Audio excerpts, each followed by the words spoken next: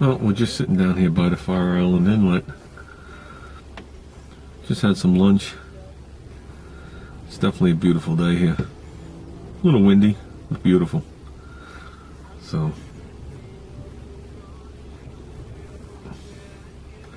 I guess just taking a break from stuff around the house.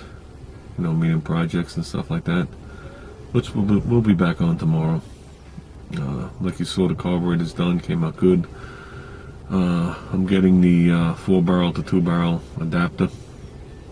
Found it on eBay, shipped for a whopping $20, which is more than I wanted to spend. I wanted more for free. We found one at the swap meet last weekend at Belmont. It was just the adapter, no gaskets, no bolts. And the guy had it there for $25. So Junior knew what it looked like, so he said to me, "Isn't that the adapter?" And I look at it and I go, "Yeah." And I said to the guy, "Is this the price?" He goes, "Yeah, why?" I said, "Well, they're $20 online." He goes, "Okay, I'll give it to you for $20. I said, "They come with the gaskets and the bolts." "Well, I can't help you there." I said, "Okay," and I left it. So, the 2 gaskets and all the bolts will cost you $15. So, it didn't pay.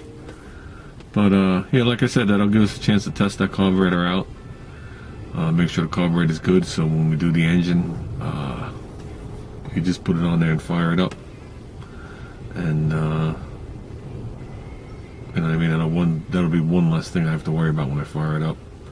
And I like it because it has a manual choke, so I could close the choke ever so slightly. Because when you bring it to the 2200 or so to break in the cam, you actually put the engine into a lean mode. So this way you could richen it up just a tad, and your exhaust won't turn purple, and you know you're not hurting the engine by running it hot. So yeah, we're just gonna take the engine, take off all the garbage on it, throw the carburetor on it. It has electronic ignition, at least the setup I have, the Ford setup, which is a good setup. We're gonna pop that out. I got a points distributor to throw on there. I got a manual flywheel to put on there. I'm going to put a tranny to it with no converter on it because I need my bell housing to hook up my starter. And the bell housing I had, I gave back to the person I borrowed it from for the last setup. And I got a Y pipe, and I saved myself a muffler at work, so I'll hook it to the Y pipe. So we can run it and it'll be decently quiet. And I'm just going to do it the boat method. I'm going to adapt the little thing to the inlet hose with my garden hose. Leave the thermostat in there and have the upper part blow somewhere where it won't be anywhere near us. So, and then just put a little bit of water in there and monitor it. You got to make sure you get enough water flow. That's the problem, and that's the problem with if anybody's ever had an inboard-outboard marine engine. You buy what they call the ears for the outdrive. That's really only good for an idle and a hair bit above. After that, the engine actually starves for water. So, I don't know. I want to experiment with it, see if I can get it to be good at a higher idle, and maybe run that when we break the engine in. So I'm going to break the engine in outside the car. But I still have my original radiator setup mounted on all the brackets from the last time I did it.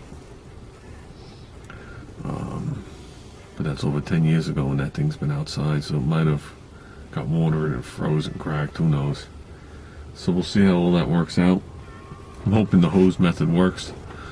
Probably going to break it in with just exhaust manifolds and the same Y pipe and a quiet muffler, you know, not to annoy the neighbors with that at least. And I got a feeling what's going to happen is this car is going to get all the reject, well, not reject, all the parts I'm swapping out on the wagon is all going to accumulate onto this car as another project.